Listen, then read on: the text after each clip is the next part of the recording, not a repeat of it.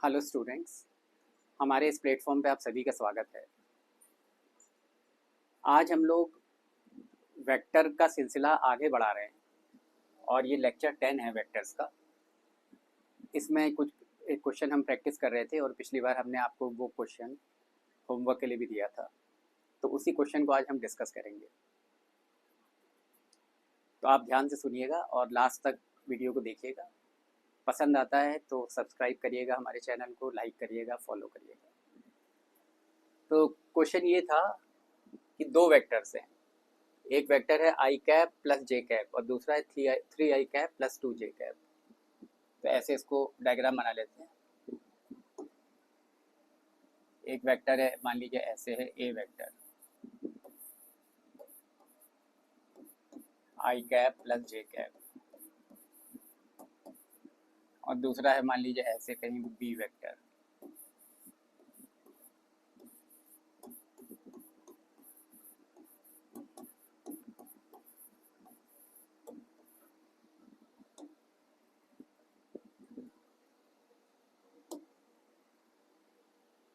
तो हमें ये करना था, मतलब ये मैंने रफ डायग्राम बनाया है। आप इसको मतलब इस हिसाब से नहीं बनाया है, स्केल्स पे नहीं बनाया है, या मतलब वो ध्यान देते हुए नहीं बनाया है। मैं बस केवल कंसेप्ट कम्युनिकेट करना चाहता हूँ। हमें निकालना क्या था? हमें निकालना ये है कि वेक्टर ए का वेक्टर बी के अलोंग क्या कंपोनेंट होगा, ये निकालना है हमको। तो इसके लिए हम क्या करेंगे, पहले बी वेक्टर के अलोंग इमेजिन करिए कि बी वेक्टर के अलोंग एक यूनिट वेक्टर है N cap.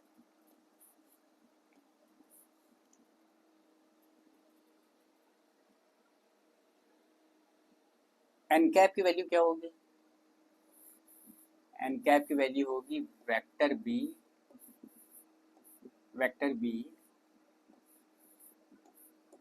Upon magnitude of the vector B. मतलब कितनी हो जाएगी वैल्यू? वेक्टर बी क्या है? वेक्टर बी की वैल्यू ये है,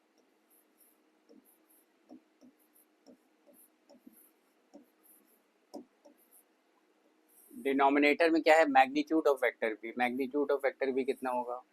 वेक्टर बी ये है तो इसका मैग्नीट्यूड कितना होगा? अंडर रूट 3 स्क्वायर मतलब 9 प्लस 2 स्क्वायर मतलब 4। तो यहाँ से एन कैप आ गया 3 आई कैप प्लस 2 जे कैप अपॉन स्क्वायर रूट 13। ये एन कैप आ गया।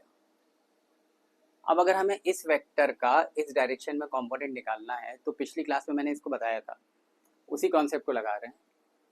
हमें क्या निकालना है? Component of vector A along vector B. ये हो जाता है A vector dot N cap. अगर मैं इसको कैलकुलेट करूं तो मुझे इस वेक्टर का इस डायरेक्शन में कंपोनेंट मिल जाएगा। ए वेक्टर कितना है? आई plus J, I cap plus J cap. A vector की जगह लिख दीजिए आई कैप प्लस जे कैप।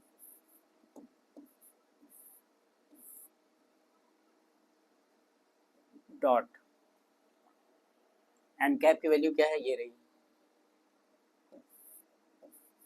3 आई कैप प्लस 2 जे कैप अपॉन रूट 13।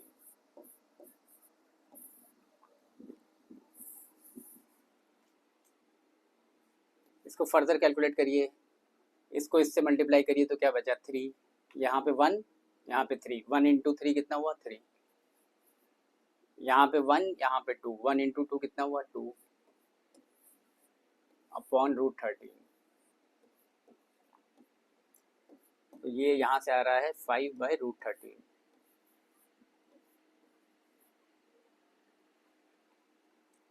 तो ये आंसर हो गया। मतलब वेक्टर ए का वेक्टर बी के डायरेक्शन में जो कंपोनेंट है वो 5 बाई रूट 13 है। मतलब अगर इसको विजुलाइज करें हम तो इस वेक्टर का इस डायरेक्शन पे जो कंपोनेंट है, यहाँ से परपेंडिकुलर ड्रॉप करिए,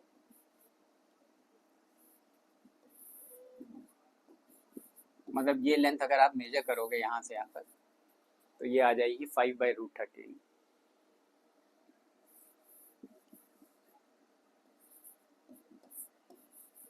मतलब इस वेक्टर का इस डायरेक्शन में जो इसको कहते हैं प्रोजेक्शन, जो प्रोजेक्शन है वो 5/√13 है। तो इस तरीके से हमने निकाल लिया कि वेक्टर ए का वेक्टर बी के डायरेक्शन में क्या कंपोनेंट है। This is the application of dot product. इसी तरह अगर आपसे पूछा जाता, अगर क्वेश्चन को मैं थोड़ा घुमा दूं, क्वेश्चन में ये पूछ लें कि वेक्टर बी का वेक्टर ए के डायरेक्शन में क्या कंपोनेंट है। इस बार क्वेश्चन को थोड़ा घुमा रहे हैं, बी का ए के डायरेक्शन में क्या कंपोनेंट है, इस वेक्टर के अलोंग क्या प्रोजेक्शन है, ये अगर निकालना है बी का ए के डायरेक्शन में क्या कंपोनेंट है। तो हम क्या करेंगे, अब हम ए वेक्टर के अलोंग एक यूनिट वेक्टर डिफाइन करेंगे, एन कैप। एन कैप क्या होगा, vector upon mod of the vector. Vector कितना है, A vector, A vector upon mod of A vector. A vector कितना है, I cap plus J cap, और mod of A vector कितना है, इसका मॉड कितना है, अंडर रूट, यहाँ पे 1 लिखा है और यहाँ पे भी 1 लिखा है, तो क्या हो जाएगा, अंडर रूट 1² प्लस 1²। 1² कितना हुआ, 1, प्लस यहाँ भी 1 लिखा है, 1² कितना हुआ, 1। तो ये आ गया आई cap plus J cap upon √2, ये आ गया। अब मुझे क्या करना है, मुझे इस वेक्टर का इस डायरेक्शन में कंपोनेंट निकालना है। तो मैं कैसे निकलेगा, अब मुझे क्या निकालना है, component of vector B along vector A. This will be equal to B dot n cap. तो B की वैल्यू ये है, यहाँ रख दीजिए 3i cap plus 2j cap dot n cap. n cap की वैल्यू ये है i cap plus j cap upon √2। ये कितना हो जाएगा, 3 × 1 3 प्लस 2 × 1 2 अपॉन √2। कितना हो गया, ये 5/√2। इसका जो प्रोजेक्शन है वो 5/√2 है।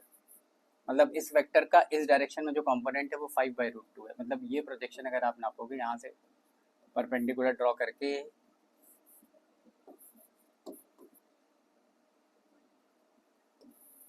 ये हाइट अगर आप नापो, ये लेंथ अगर आप नापोगे तो ये आएगा 5/√2। तो ये तो रहा डॉट प्रोडक्ट का एप्लीकेशन। देखिए मेरा ये कोई मकसद नहीं है कि मैं आपको बहुत गहराई से इसकी मैथ्स पढ़ाऊंगा, मतलब गहराई तो इतनी ज़्यादा है कि वो इन्फिनिटी तक है। मतलब मैं केवल इतना पढ़ाना चाहता हूँ कि फिज़िक्स में आपको ज़्यादा दिक्कत ना हो मैथमेटिक्स के एप्लीकेशन में, जो मैथमेटिक्स फिज़िक्स में अप्लाइड है उसमें ज़्यादा दिक्कत ना हो। तो इसके लिए अभी हमने ये देखा कि डॉट प्रोडक्ट का जो ज़्यादा एप्लीकेशन होता है वो कहाँ होता है, दो वेक्टर्स के बीच में एंगल निकालने में, और कहाँ होता है, और किसी वेक्टर का किसी दूसरे वेक्टर के डायरेक्शन में कंपोनेंट निकालने में। ये इसका एप्लीकेशन देखा अभी हमने। तो चलिए अब हम आगे बात करते हैं, क्योंकि हमने आपको उस दिन बताया था कि जो वेक्टर का प्रोडक्ट होता है या वेक्टर का जो मल्टीप्लिकेशन होता है वो दो प्रकार का होता है। मैं उसको दोबारा से बता रहा हूँ। एक होता है डॉट प्रोडक्ट,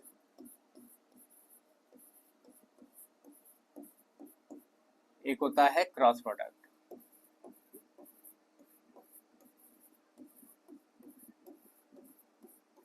डॉट प्रोडक्ट को हम लोग ऐसे लिखते हैं ए डॉट बी, और क्रॉस प्रोडक्ट को ऐसे लिखते हैं ए क्रॉस बी। डॉट प्रोडक्ट से जो कुछ भी निकल के आता है वो स्केलर क्वांटिटी आती है। जो भी आएगा इसको ऑपरेट करने से जो भी आएगा वो स्केलर होगा, और क्रॉस प्रोडक्ट को ऑपरेट करने से जो भी रिजल्ट आएगा वो वेक्टर होगा। इसलिए हम क्रॉस प्रोडक्ट को कभी कभी वेक्टर प्रोडक्ट भी बोलते हैं। तो अब आज हम लोग इस पे ध्यान देंगे, क्रॉस प्रोडक्ट का मतलब क्या है। मान लीजिए एक वेक्टर ए है, ऐसे जा रहा है, एक वेक्टर बी है, ऐसे जा रहा है, दोनों के बीच में एंगल थीटा है। हम जानना चाहते हैं what is A cross B. अब ए क्रॉस बी को कैसे डिफाइन करते हैं? ए क्रॉस बी जो कुछ भी है वो एक वेक्टर क्वांटिटी है, क्योंकि वो क्रॉस प्रोडक्ट है। क्रॉस प्रोडक्ट मैंने पहले ही बताया था, एक वेक्टर क्वांटिटी है। अगर वेक्टर क्वांटिटी है तो उसके पास कोई डायरेक्शन भी होगा। उसके डायरेक्शन को निकालने के लिए हमें एक रूल को हम यूज करेंगे जिसको कहते हैं राइट हैंड थंब रूल। मान लीजिए मुझे ए क्रॉस बी का डायरेक्शन निकालना है, तो मैं राइट हैंड थंब रूल को यूज करूंगा। राइट हैंड थंब रूल ये कहता है कि ये देखिए मेरा राइट हैंड है, इसको मैंने इस पोजीशन पे रख दिया। ध्यान से देखिए, मेरा अंगूठा मेरी हथेली के परपेंडिकुलर है, इस पोजीशन पे रख दिया। अब यहाँ पहले क्या लिखा है? पहले ए लिखा है, बाद में बी लिखा है। अब मैं जो मेरी अंगूठे की जो फिंगर टिप्स हैं, ये फिंगर टिप्स, मैंने फिर अंगूठा नहीं मतलब उंगलियों की जो फिंगर टिप्स हैं उनको देखो। फिर मैंने क्या किया, अपनी हथेली को हल्के से ऐसे घुमाया, ऐसे ऐसे घुमाया। अंगूठा देखिए, अंगूठा हथेली के परपेंडिकुलर है। पहले ऐसे देखिए, ये हथेली है, पाम है, और ये अंगूठा है राइट हैंड का। राइट हैंड थंब रूल कहते हैं इसको। इस पोजीशन पे रखा, उसके बाद उंगलियों को थोड़ा सा घुमाया, फिर फिंगर टिप्स को मैंने पहले ए लिखा है, बाद में बी लिखा है, ए के ऊपर रख दिया। पहले ए लिखा है इसलिए ए के ऊपर फिंगर टिप्स को रख दिया, और फिर उसको मैंने, वो बी है, बी की तरफ घुमा रहा हूँ, तो मेरा अंगूठा इधर जा रहा है। जिधर मेरा अंगूठा जा रहा है बाहर की तरफ, वो ए क्रॉस बी का डायरेक्शन होगा। मतलब ये ए क्रॉस बी का डायरेक्शन होगा। मतलब जो ए क्रॉस बी होगा वो ए के भी परपेंडिकुलर होगा और बी के भी परपेंडिकुलर होगा, या ये कह सकते हो कि जो ए क्रॉस बी होगा उसका डायरेक्शन ए और बी के प्लेन के परपेंडिकुलर होगा। हो गया, ये डायरेक्शन हो गया ए क्रॉस बी का। इसी प्रकार अगर मैं पूछता हूँ what is the direction of B cross A, अब इसमें देखिए इन दोनों में क्या फर्क है। यहाँ ए पहले लिखा है और यहाँ बी पहले लिखा है। तो अगर बी क्रॉस ए का डायरेक्शन निकालना होगा तो फिर राइट हैंड थंब रूल से निकालेंगे। ये राइट हैंड को इस तरह रख दो कि अंगूठा हथेली के परपेंडिकुलर हो जाए। अब पहले बी लिखा है, बाद में ए लिखा है, उंगलियों को थोड़ा सा ऐसे घुमाओ। अब देखिए पहले बी लिखा है तो उंगलियों को बी पे रख दो, ये रखा और ए की तरफ घुमाया, तो ये किधर जा रहा है? अंगूठा किधर जा रहा है? अंगूठे को देखो, अंगूठा बोर्ड के प्लेन के अंदर जा रहा है, तो बी क्रॉस ए का डायरेक्शन ये होगा, into the plane of the board. A cross B का डायरेक्शन ये होगा, out of the plane of the board. तो ए क्रॉस बी का जो डायरेक्शन होगा उसको हम ऐसे लिखते हैं, एक गोला बना के एक डॉट बना दिया, मतलब ये वेक्टर बोर्ड के प्लेन के बाहर जा रहा है, और बी क्रॉस ए बोर्ड के प्लेन के अंदर जा रहा है, उसको ऐसे लिखते हैं। आगे भी देखिएगा फिजिक्स में ये काम आएगा, मैग्नेटिज्म में खास तौर से बहुत काम आएगा। A cross B is out of the plane, ये क्या है? गोला बना के डॉट बना दिया, मतलब this is out of the plane.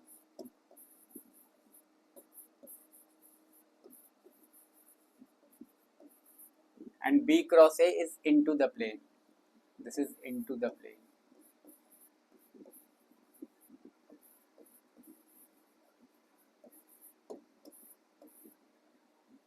तो मतलब ए क्रॉस बी इस तरफ, बी क्रॉस ए उस तरफ, तो दोनों वेक्टर्स बराबर नहीं होंगे क्योंकि दोनों की दिशा अपोजिट है। वेक्टर्स के पास डायरेक्शन होता है, इन दोनों के डायरेक्शंस अपोजिट हैं, तो ये दोनों आपस में बराबर नहीं होंगे, उल्टा होंगे। दोनों एक दूसरे के उल्टा होंगे, मतलब A cross B is not equal to B cross A, क्योंकि एक दूसरे के उल्टा है। So A cross B is equal to minus of B cross A, ये मिला।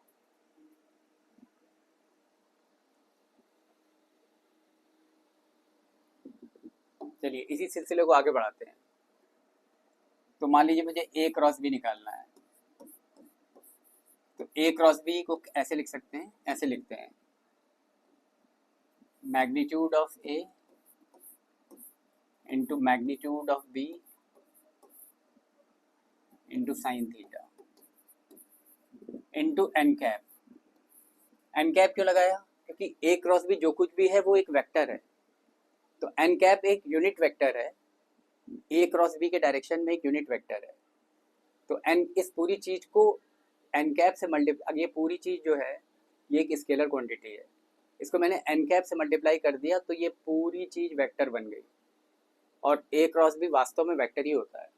तो मुझे इसको वेक्टर बनाना था, ए क्रॉस बी को वेक्टर बनाना था। वेक्टर बनाने के लिए मैंने क्या किया, इस एक्सप्रेशन को एन कैप से मल्टीप्लाई कर दिया। What is N cap? N cap is a unit vector in the direction of A cross B. N cap A cross B के डायरेक्शन में एक यूनिट वेक्टर है। ओके, अब you can also write it like this, मतलब ऐसे लिखो चाहे ऐसे लिखो, मॉड ऑफ वेक्टर ए, इसको सिंपली ए लिख सकते हो, इसको सिंपली बी लिख सकते हो,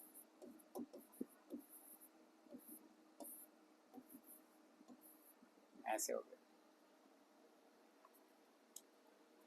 अब ये कॉन्सेप्ट अगर मैं अपने यूनिट वेक्टर्स पे लगाऊं, आप याद करो, ये एक्स एक्सिस, ये वाई एक्सिस, ये जेड एक्सिस। एक्स एक्सिस के अलॉन्ग यूनिट वेक्टर क्या है? I cap. वाई एक्सिस के अलॉन्ग यूनिट वेक्टर क्या है? जे कैप। जेड एक्सिस के अलॉन्ग यूनिट वेक्टर क्या है? के कैप। तो आई कैप क्रॉस आई कैप, अगर ये निकालना है, I cap cross I cap क्या होगा? चलिए आई कैप क्रॉस आई कैप क्या होगा? It will be mod of, यहाँ से चलें, इस परिभाषा से चलें, mod of I cap into दूसरा भी आई कैप है, mod of I cap into sine theta. ये दोनों ही आई कैप हैं, मतलब दोनों सेम डायरेक्शन में है, तो दोनों के बीच में एंगल 0 डिग्री होगा। यहाँ पे आ जाएगा साइन 0, साइन 0 कितना हो जाएगा? 0 हो जाएगा। तो यहाँ से हमने क्या सीखा कि अगर दो पैरेलल वेक्टर्स हैं तो उनका क्रॉस प्रोडक्ट 0 होगा, पैरेलल वेक्टर्स का क्रॉस प्रोडक्ट 0 होगा। सिमिलरली जे कैप क्रॉस जे कैप 0 होगा। सिमिलरली के कैप क्रॉस के कैप 0 होगा। पैरेलल वेक्टर्स का डॉट प्रोडक्ट 0 होगा। ये सीखा हमने। और अगर इसी सिलसिले को आगे बढ़ाएं, अगर हमें जानना है what is I cap cross J cap, तो इसी डेफिनेशन पे आ जाइए। यहाँ पे एन कैप भी लगा देता हूँ, आप कंफ्यूज ना होइएगा। बस साइन 0 तो 0 ही होना है, तो ये 0 ही होगा। सिमिलरली अगर आई कैप क्रॉस जे कैप निकालना है, तो देखिए आई कैप और जे कैप के बीच में 90 डिग्री एंगल है। तीनों यूनिट वेक्टर्स के बीच में जो एंगल है वो 90 डिग्री, म्यूचुअली परपेंडिकुलर वेक्टर्स हैं। तो हमने इसमें ये वाली परिभाषा यूज करी, so this will be mod of I cap into mod of J cap। हाँ, थीटा 90 डिग्री हो जाएगा, sine 90 degree into N cap हो जाएगा I cap cross J cap. I cap एक यूनिट वेक्टर है, इसका मॉड होगा 1। जे कैप एक यूनिट वेक्टर है, इसका मॉड भी 1 होगा। साइन 90 की वैल्यू भी 1 होती है। और आगे क्या बचा? आगे बचा एन कैप। एन कैप कैसे निकलेगा? एन कैप क्या है? N cap is a unit vector in the direction of I cross जे।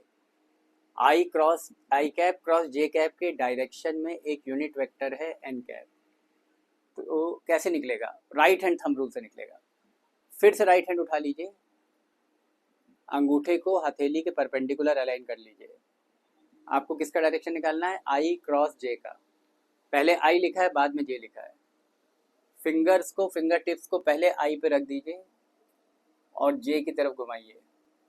जे ये है, जे की तरफ उंगलियों को घुमाइए। तो अंगूठा आपका बाहर की तरफ जा रहा है, बाहर की तरफ जा रहा है। ये कौन सा डायरेक्शन है? ये जेड एक्सिस है। तो इस डायरेक्शन में एक यूनिट वेक्टर क्या होता है? जेड एक्सिस के अलॉन्ग यूनिट वेक्टर क्या होता है? के कैप होता है। तो एन कैप की जगह यहाँ पे हो जाएगा के cap.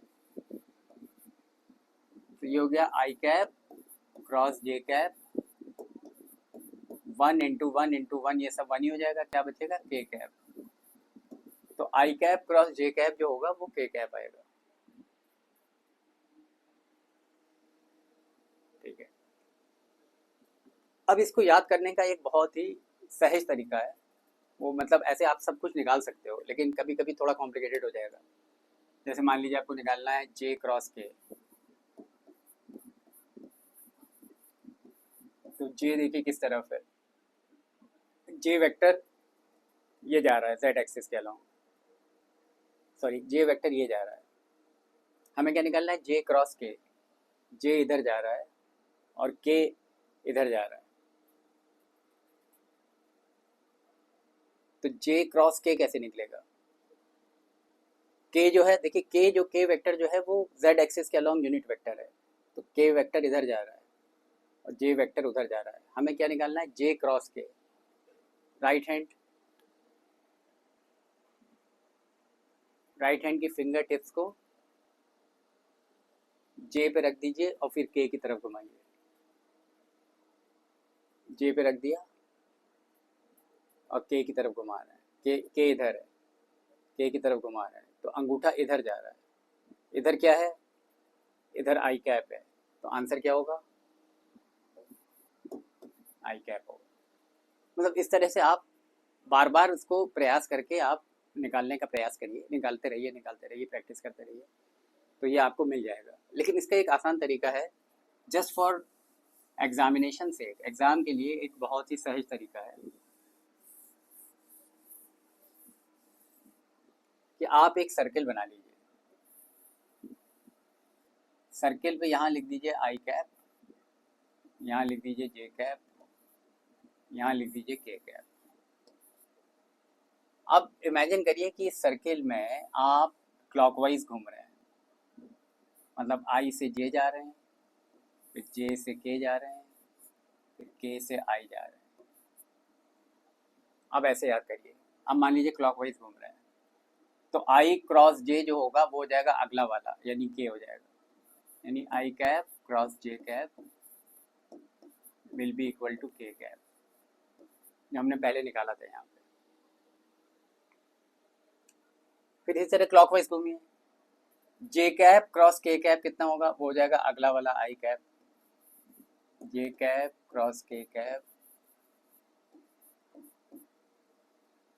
Will be equal to I cap, जो हमने ये निकाला। और आगे बढ़िए, K cap cross I cap, K cap cross I cap is equal to J cap, ऐसे हो जाएगा। तो क्लॉकवाइज घूमने में ये रूल लगा दीजिए। और इसी में अगर आप एंटी क्लॉकवाइज घूमोगे तो कैसे चलेगा? जैसे यहाँ से मान लीजिए आप स्टार्ट लेते हो और अब की बार आप एंटी क्लॉकवाइज घूमते हो, तो ऐसे चलो, आई cap cross K cap,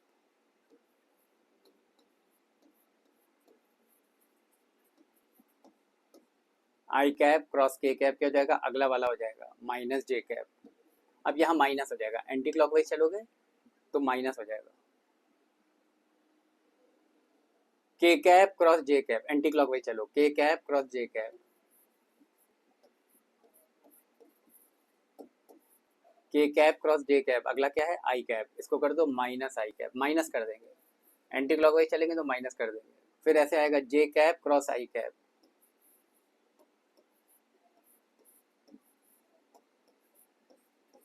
J cap cross I cap, अगला वाला आ जाएगा माइनस के कैप। तो ये निमोनिक है, मतलब ये याद करने की तरकीब है, क्योंकि बार बार आप उंगलियों को मूव करके करोगे तो टाइम लग सकता है या गलती भी हो सकती है। शॉर्टकट है, मतलब ये जो है आपको जल्दी आंसर देगा, इस प्रकार आप इसको निकाल सकते हो।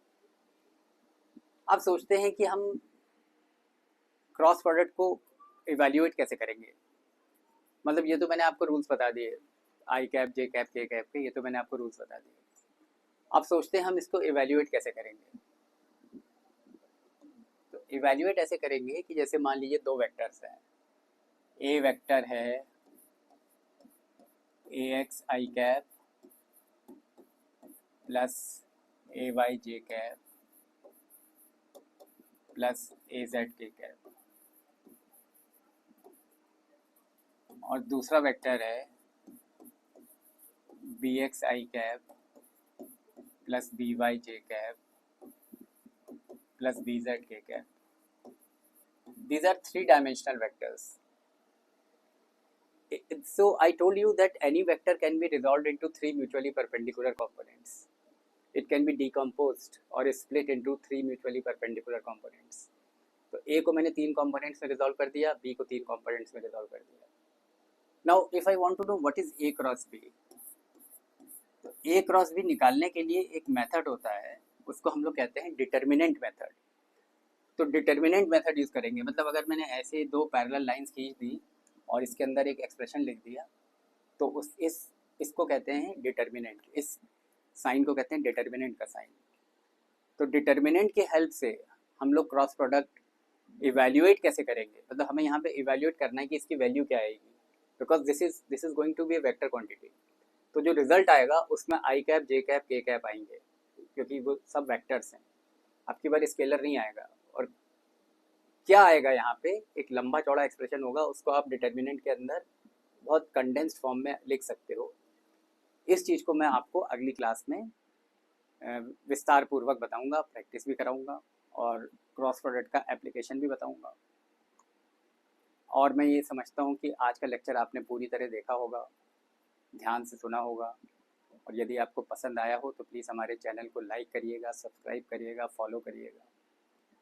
Thank you very much for this wonderful interaction. Have a nice day. Bye.